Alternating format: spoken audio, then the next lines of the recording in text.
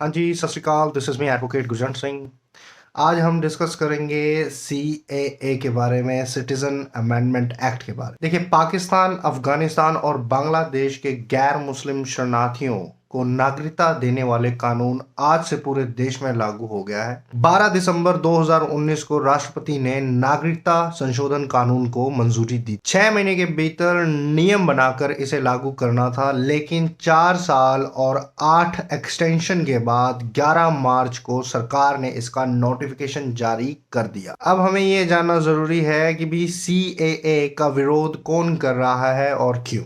देखिए, 2019 में सीएए पारित हुआ, जिसके बाद से इसका विरोध शुरू हो गया। देखिए, अब हमें यह जानना जरूरी है कि भी सीएए का विरोध कौन कर रहा है और क्यों। 2019 में सीएए पारित हुआ, जिसके बाद से इसका विरोध शुरू हो गया। जामिया मिल्लिया इस्लामिया से शाहीन बाग तक, लखनऊ से असम तक हिंसक विरोध प्रदर्शन में कई लोगों ने जान भी गंवाई।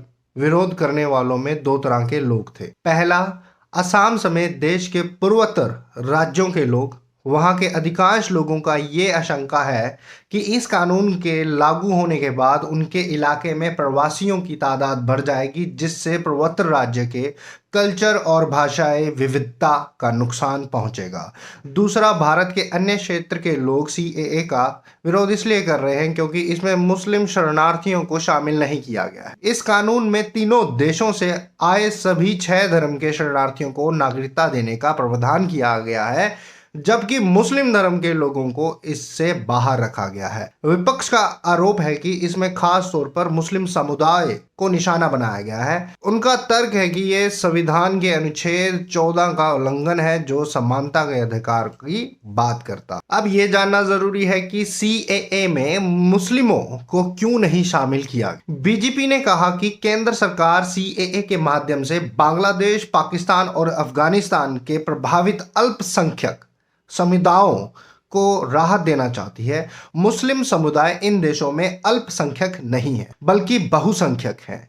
यही कारण है कि उन्हें सीएए में शामिल नहीं किया गया है। अब देखिए, सीएए को अदालतों में चुनौती दी गई थी। तब क्या हुआ था? देखिए, सीएए को लेकर सुप्रीम कोर्ट में 200 से ज्यादा जनहित याचिकाएं दायर की गई। 19 दिसंबर 2019 को उस वक्त के चीफ जस्टिस यूयू ललित की अध्यक्षता वाली बेंच ने इस पर पहली बार सुनवाई करते हुए कहा था कि सरकार का पक्ष जाने बगैर कोर्ट इस पर कोई निर्णय नहीं लेगी। जिसके बाद सरकार ने इस कानून को लेकर सुप्रीम कोर्ट में एक एफिडेविट भी प्रस्तुत किया, जिसमें सीएए को कानून का अंग बताकर इसका बचाव किया गया था। 6 दिसंबर 2022 के बाद इस मामले में कोई सुनवाई नहीं हुई, जिसके बाद से ही याचिकाएं अभी भी सुप्रीम कोर्ट में लंबित हैं। तो फिर सीएए को लागू करने के लिए 4 साल से मामला क्यों अटका था?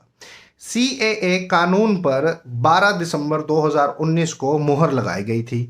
इसके बाद सरकार ने इस कानून को लागू करने वाले नियम बनाने के लिए समय मांगा। तब से लेकर अब तक सरकार नियम बनाने की समय सीमा को 8 बार बढ़ा चुकी है, जिसके चलते सरकार को इस कानून का समर्थन कर रहे लोगों का विरोध भी झेलना पड़ा। तो फिर सीएए को लागू करने के लिए 4 साल से मामला क्यों अटका था, ये जानना जरूरी है। तो देखिए, सीएए कानून पर 12 दिसंबर 2019 को मोहर लग गई थी। इसके बाद सरकार ने इस कानून को लागू करने वाले नियम बनाने के लिए समय मांगा था। तब से लेकर अब तक सरकार नियम बनाने की इस समय सीमा को 8 बार बढ़ा चुकी, जिसके चलते सरकार को इस कानून का जो समर्थन कर रहे थे लोग, उनका भी विरोध झेलना पड़ा। हालांकि इन नियमों को बनाने में देरी क्यों हो रही है, इस पर सरकार ने स्पष्ट कुछ नहीं कहा है।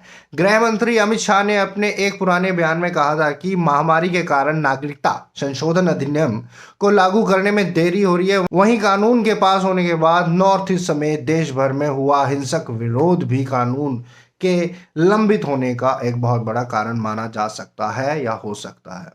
आशा करता हूं आप लोगों को ये जानकारी लाभदायक लगी हो। लाभदायक लगी तो मेरे चैनल को सब्सक्राइब करें, बेल आइकन दबाएं, लाइक कमेंट करते रहें। धन्यवाद।